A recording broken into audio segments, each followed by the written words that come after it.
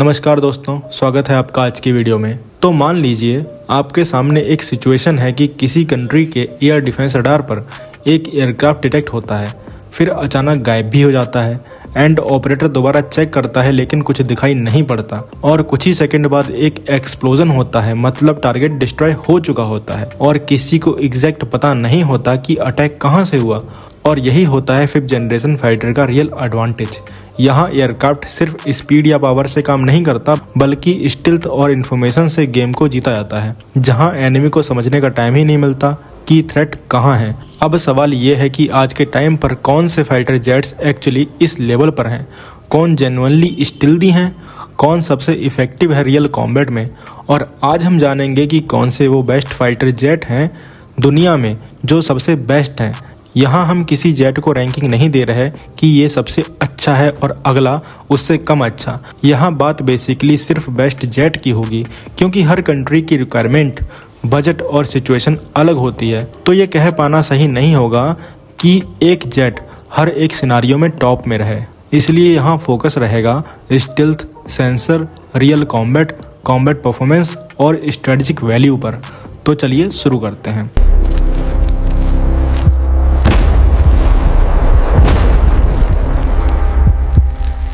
तो सबसे पहले है लॉकहीड मार्टिन का F-22 रैप्टर। और एक लाइन में कहा जाए तो 1997 में पहली बार फ्लाई करने के बाद भी आज तक इस लेवल का प्योर एयर सुपीरियरिटी फाइटर कोई नहीं बना पाया है।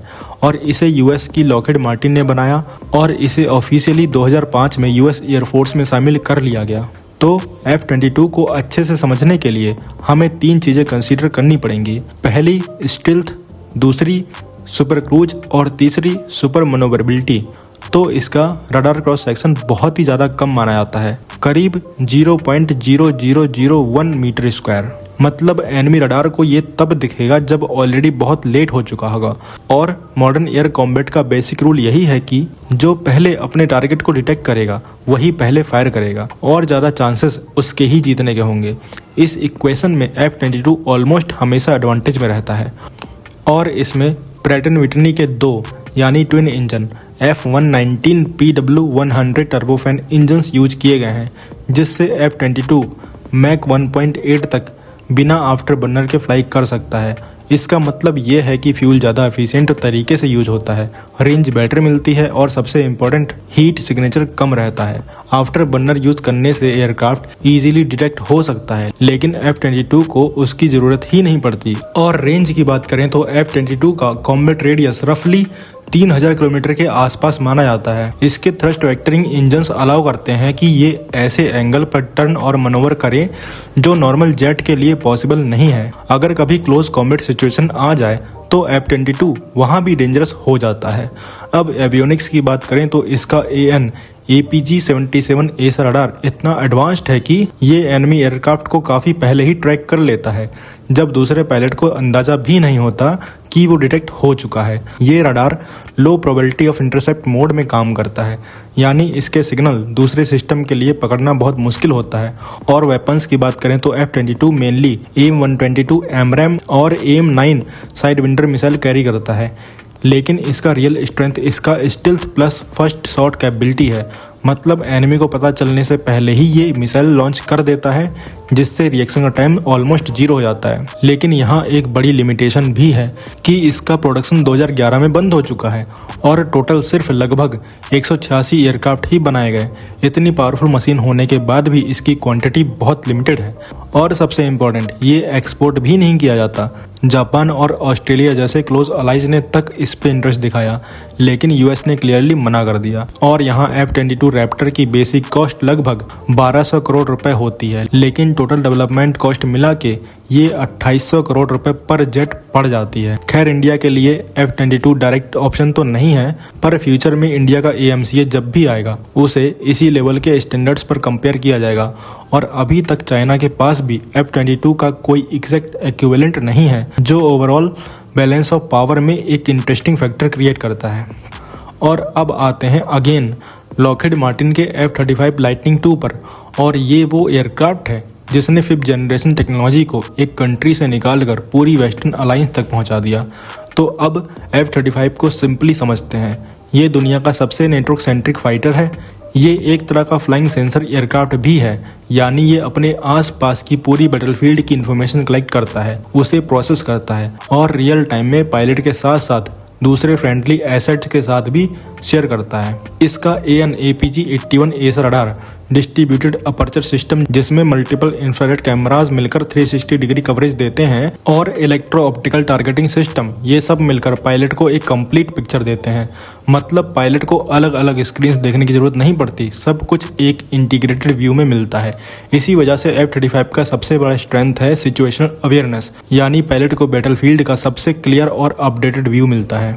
इसका हेलमेट माउंटेड डिस्प्ले भी काफ़ी एडवांस्ड है। पायलट को लिटरली सब कुछ विजुअलाइज होता है, चाहे एनिमी मिसाइल्स हों, फ्रेंडली एयरक्राफ्ट हों या ग्राउंड टारगेट्स हों, सब कुछ एक ही जगह विजिबल होते हैं। और F-35 की एक और ख़ास बात है उसके variants. F-35A normal runway operation के लिए है, F-35B शॉर्ट टेक ऑफ और वर्टिकल लैंडिंग्स कर सकता है, और F-35C एयरक्राफ्ट कैरियर्स के लिए ऑप्टिमाइज्ड है। यानी एक ही प्लेटफॉर्म से इतने डिफरेंट रोल्स हैंडल करना इसे काफ़ी फ्लेक्सिबल बनाता है। अगर F-35 के बेसिक परफॉर्मेंस और हार्डवेयर की बात करें तो ये मैक 1.6 तक की टॉप स्पीड अचीव कर सकता है, और इसमें प्रैट एंड विटनी का F135 इंजन लगा होता है, जो दुनिया के सबसे पावरफुल फाइटर जेट इंजन्स में से एक माना जाता है। ये इंजन इतना थ्रस्ट जनरेट करता है कि एयरक्राफ्ट को हाई पेलोड के साथ भी स्टेबल परफॉर्मेंस मिल जाती है। रेंज की बात करें तो F-35 का कॉम्बैट रेडियस लगभग 1000 किलोमीटर के आसपास माना जाता है, जो मिशन के हिसाब से काफ़ी बैलेंस्ड है। इंटरनल वेपन बे होने की वजह से ये स्टिल्थ मेंटेन करते हुए मिसाइल और बॉम्ब्स कैरी कर सकता है। और वेपन्स की बात करें तो F-35 commonly AIM-120D AMRAAM, AIM-9X Sidewinder और एयर टू ग्राउंड रोल्स के लिए JDAM और पेव-वे जैसे प्रिसीजन गाइडेड बॉम्ब्स कैरी करता है, और फ्यूचर में इसमें और एडवांस मिसाइल इंटीग्रेट किए जा रहे हैं। कॉम्बैट यूज़ की बात करें तो F-35 को इसराइल ने कस्टमाइज तरीके से रियल ऑपरेशंस में यूज किया है। सीरिया जैसे एरियाज़ में स्ट्राइक कंडक्ट किए हैं। US और दूसरे कंट्रीज़ भी इसे डिप्लॉय कर रहे हैं। आज के टाइम पर 15 से ज़्यादा कंट्रीज़ में हज़ारों से ज़्यादा F-35 एयरक्राफ्ट ऑपरेट हो रहे हैं, लेकिन हर सिस्टम की तरह इसमें भी कुछ लिमिटेशंस हैं। F-35 प्योर डॉग फाइटर नहीं है, जैसे कि F-22 रैप्टर है। क्लोज रेंज कॉम्बैट में कुछ सिचुएशन में ओल्डर फाइटर्स भी इसको चैलेंज दे सकते हैं। इसमें सुपर क्रूज कैपेबिलिटी भी नहीं है, और इसका कॉस्ट, डेवलपमेंट और लाइफ साइकिल दोनों मिलाकर डिफेंस वर्ल्ड का सबसे एक्सपेंसिव प्रोग्राम में से एक रहा है। मतलब कि 700 से 800 करोड़ रुपए पर जेट। इंडिया की पर्सपेक्टिव से F-35 एक इंटरेस्टिंग लेकिन कॉम्प्लिकेटेड ऑप्शन है, जहां पर US इंडिया को इसे इनफॉर्मली तरीके से ऑफर कर चुका है, बट इंडिया की तरफ से कोई रिस्पॉन्स नहीं दिया गया। लेकिन इंडिया का रसिया के साथ defence relation, specially S-400 deal, इस डील को कॉम्प्लिकेटेड बना देती है। फिर भी लॉन्ग टर्म में अगर इंडिया US डिफेंस टाइज और स्ट्रांग होते हैं तो F-35 फ्यूचर डिस्कशन का पार्ट रह सकता है। और अब आते हैं रसिया के SU-57 फैलोन पर, और ये फुली मैच्योर सिस्टम अभी नहीं है, लेकिन जो डायरेक्शन है वो इग्नोर करने लायक बिल्कुल भी नहीं है। तो SU-57 रसिया का पहला ट्रू स्टिल्थ फाइटर है। डिजाइन लेवल पर इसमें काफ़ी एडवांस्ड फीचर्स दिए गए हैं। ये सुपर क्रूज कैपेबल है, यानी बिना आफ्टर बर्नर के सुपरसोनिक स्पीड मेंटेन कर सकता है। इसमें 3D थ्रस्ट वेक्टरिंग है, जिससे ये एक्सट्रीमली अग्रेसिव मनोवर कर सकता है, और क्लोज कॉम्बैट में ये एयरक्राफ्ट काफ़ी अनप्रेडिक्टेबल हो जाता है। इंटरनल वेपन बे दिए गए हैं ताकि स्टिल्थ मेंटेन रहे, और इसका N036 बैल का एसा रडार मल्टी बैंड कैपेबिलिटी के साथ आता है, जो ट्रैकिंग और इंगेजमेंट दोनों में फ्लेक्सिबल है।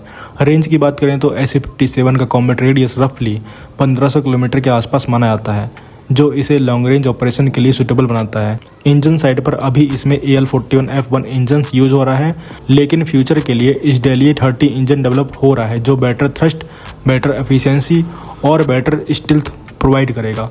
वेपन की बात करें तो SU-57 का आर्सेनल काफ़ी वाइड है। ये R-77 और R-74 जैसे air to air missile carry कर सकता है, और एयर टू ग्राउंड रोल के लिए भी multiple precision guided munition use कर सकता है। लेकिन सबसे यूनिक बात जो इसे अलग बनाती है वो है हाइपरसोनिक वेपन इंटीग्रेशन, और SU-57 पर इंडियन मिसाइल भी इंटीग्रेट हो सकते हैं, जैसे अस्त्र, रुद्रम 1, और फ्यूचर में ब्रह्मोस NG भी पॉसिबल ऑप्शन हो सकता है। अब वीकनेस की बात करें तो SU-57 के प्रोडक्शन नंबर अभी भी काफ़ी लो हैं। रशियन एयरफोर्स के पास लिमिटेड ऑपरेशन एयरक्राफ्ट ही हैं। यूक्रेन कॉन्फ्लिक्ट के दौरान भी इसे फ्रंट लाइन पर अग्रेसिवली यूज नहीं किया गया, बल्कि सेफ डिस्टेंस से ऑपरेट किया गया। इससे ये भी डाउट उठता है कि या तो प्रोडक्शन चैलेंजेस हैं या रिलायबिलिटी कंसर्न है, या फिर दोनों। स्टील्थ कैपेबिलिटी भी F-22 के लेवल की नहीं मानी जाती, स्पेशली सर्टेन एंगल से इसका रडार सिग्नेचर हायर हो सकता है। और ओवरऑल प्रोग्राम की मैच्योरिटी यानी फुल ऑपरेशन रेडीनेस अभी भी डेवलप हो रहा है। कॉस्ट की बात करें तो SF-57 कंपैरेटिवली वेस्टर्न फाइटर से सस्ता माना जाता है। अप्रॉक्स 400 से 500 करोड़ रुपए पर एयरक्राफ्ट एस्टिमेट किया जाता है, जो इसे फाइनेंशियली अट्रैक्टिव ऑप्शन बनाता है, स्पेशली उन कंट्रीज के लिए जो 5th जनरेशन कैपेबिलिटी चाहते तो हैं लेकिन F-35 अफोर्ड नहीं कर सकते।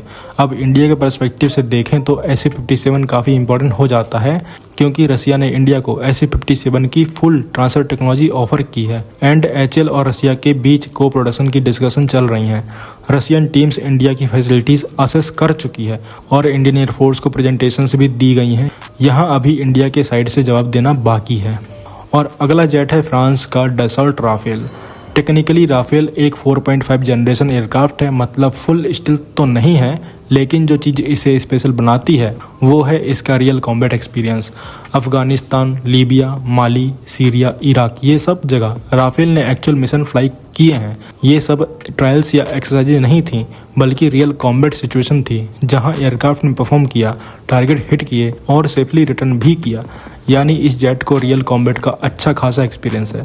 अब इसकी कैपेबिलिटी की बात करें तो राफेल का कॉम्बैट रेंज रफली 1800 किलोमीटर के आसपास है और फेरी रेंज 3700 किलोमीटर प्लस तक जा सकती है विद ड्रॉप टैंक्स। इसमें ट्विन इंजन है जिसमें M88 इंजन्स लगे हैं, जो इस रिलायबल थ्रस्ट और गुड फ्यूल एफिशिएंसी देते हैं और स्पीड मैक 1.8 के आसपास है। सबसे स्ट्रॉन्ग पॉइंट इसका स्पेक्ट्रा इलेक्ट्रॉनिक वॉरफेयर सूट है।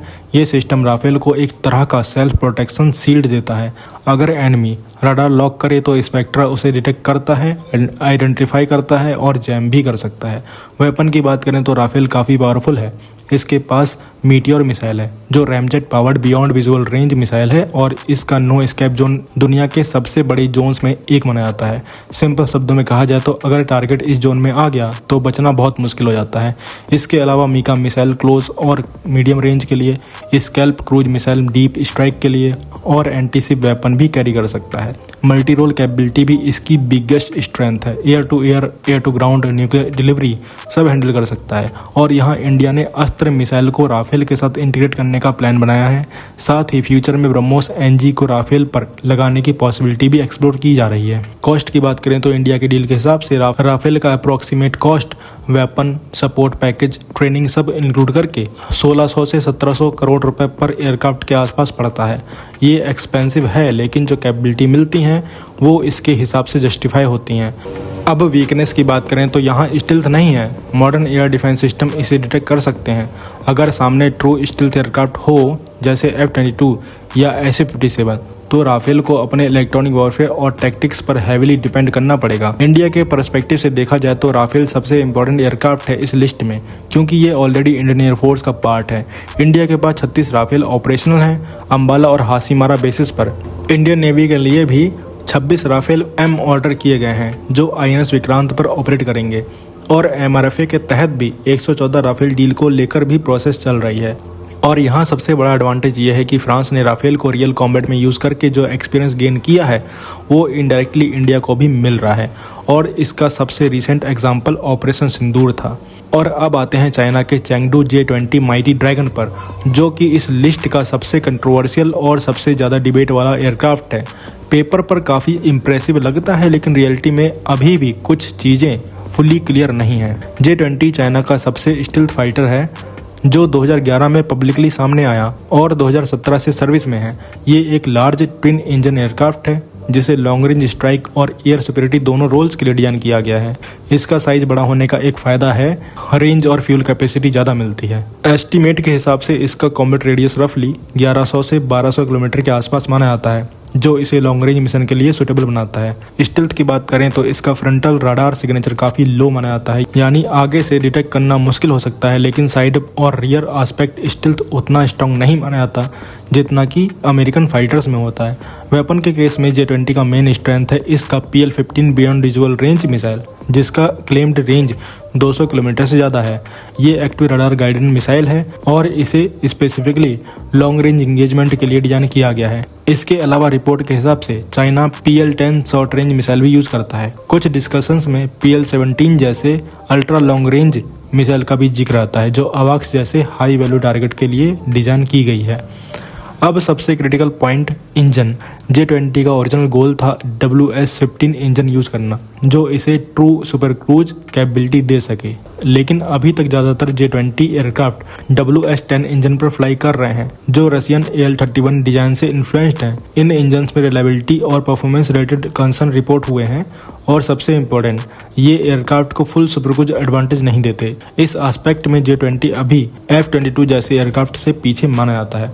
कॉस्ट की बात करें तो एग्जैक्ट ऑफिशियल नंबर्स पब्लिक नहीं है, लेकिन एस्टिमेट के हिसाब से एक J-20 की कॉस्ट रफली 800 से 1000 करोड़ रुपए पर एयरक्राफ्ट की रेंज में आती है। सबसे बड़ा क्वेश्चन मार्क है कॉम्बैट एक्सपीरियंस। J-20 अभी तक किसी रियल वॉर में यूज नहीं हुआ है। कोई कंफर्म्ड कॉम्बैट मिशन, कोई real strike scenario publicly known नहीं है। जो भी डेटा अवेलेबल हैं वो मोस्टली चाइनीज क्लेम्स पर बेस्ड है। इंडिया के पर्सपेक्टिव से J-20 एक डायरेक्ट कंसर्न है। इसका डिप्लॉयमेंट इंडो पैसिफिक रीजन में है, और रिपोर्ट के हिसाब से लद्दाख के आसपास चाइनीज एयरबेसिस पर J-20 एक्टिवली देखा गया है। इसलिए इंडिया अपने राफेल SU-30 MKI अपग्रेड्स और फ्यूचर AMCA प्रोग्राम को डिजाइन करते वक्त J-20 को ध्यान में रखता है। तो ये थे दुनिया के 5 बेस्ट फाइटर जेट्स। हर एयरक्राफ्ट अपनी जगह पावरफुल है, हर एक की अपनी स्ट्रेंथ है, अपनी लिमिटेशन है, और सच ये है कि कोई भी सिस्टम परफेक्ट नहीं होता। लेकिन एंड में एक इंटरेस्टिंग सवाल बचता है कि जब इंडिया का अपना 5th generation AMCA fully ready होगा तो वो इस लिस्ट में कहाँ स्टैंड करेगा। क्या वो राफेल को रिप्लेस कर पाएगा, या क्या वो SU-57 से बेटर निकल पाएगा, या फिर F-35 जैसे एयरक्राफ्ट के लेवल तक पहुँच पाएगा या नहीं। इस बारे में आपका क्या मानना है? आप क्या सोचते हो कमेंट में जरूर बताइए। तो मिलते हैं नेक्स्ट वीडियो में। Thanks for watching. जय हिंद, जय भारत।